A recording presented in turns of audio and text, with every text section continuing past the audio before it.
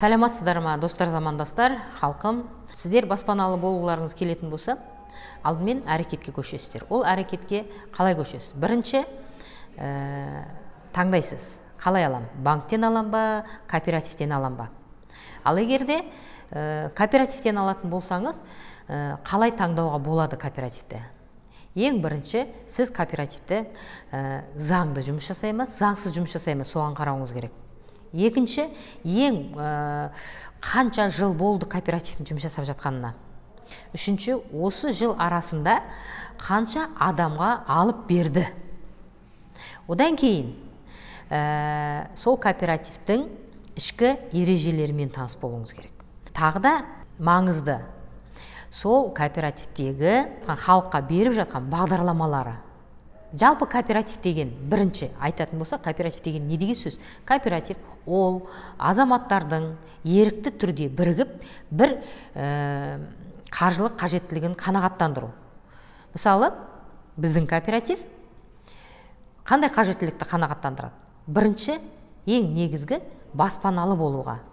Кооперативтің негізгі мақсаты қазақстандықтардың тым болмаса 1% баспаналы ету.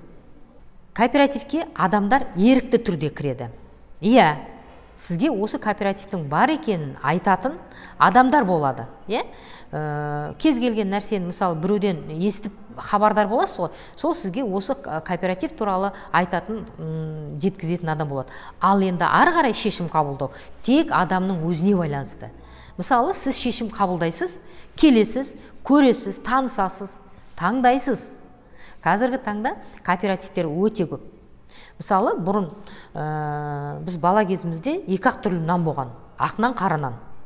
Не ақ нанды алатынбыз, не қара нанды алатынбыз. Қазір ақ нанның да түрі көп, қара нанның да түрі көп. Сол сияқты кооперативте қазіргі таңда бұрын үйді екі-ақ жолмен алатын. Не үйді салып алатын, не өкіметтен алатын. Өкіметтен алған кезде, сол кезде біздің өзіміздің ата-аналарымыз кооперативтен алған білген жоқ. Өйткені ол кісілер ойлады, жұмыстан берді деді, жұмыстан ақшадан ұстап отырды деді. Сол кезде кооператив болған. Оны бірақ кооператив деп білген жоқ болатын. Сол сияқты қазір сізде таңдау бар. Не қаншама банктер бар. Банкке кіріп пайызбенен төлей алам, пайызбен алам деп пайызбен алу, немесе сол пайызға кететін ақшамды кооперативке кіріп пайызға кететін ақшамды жанұяма, бала-шағама жұмсайын деген сияқты. Сондықтан әр адамның таңдауы өзінде. Ең бірінші халқым айтатыным, зерттеңіздер, көріңіздер. Бір нәрсе, кооперативте сізде қандай адам кооперативтен баспана ала алады, соған тоқталайыншы. Кооперативтен баспана ала алады мынандай адам. Егер де ол өзгеге үлес қосуға дайын болса. Неге? Өйткені сіз кооперативке кірген кезде сіздің қаражатыңыз алдыменен сол кооперативке сізден бұрынырақ келген адамдарға үй алып беруге кетеді. Түсінесіз ба? Сіз сауапты жасайсыз. Одан кейін екінші, ол сіздің шыдамдығыңыз. Кооперативте келеңсіз жағдай болған кезде, мен сол халықпенен біргемін, мен осы жерден алам деп шыдамды түрде күту. Одан кейін барып, мына жақсы сөз жарым ырыс дейді. Бір-бірімізге жақсы сөйлеуіміз керек. Ниеті түзу адамдар, шыдамдылығы бар адамдар және сабырлық сақтап, осы жерден үй алам деген шын ниетпенен келген адамдар міндетті түрде ерте ме кешпе алады. Неге ерте ме кешпе? Өйткені сіздің таңдаған бағдарламаңызға байланысты. Қазіргі таңда, мысалы, 30%, 50% жинақтап, немесе переуступкамен алу деген бағдарламалардың түрлері бар. Соны сіздің таңдауыңызға байланысты да. Әр қазағым жалғызым.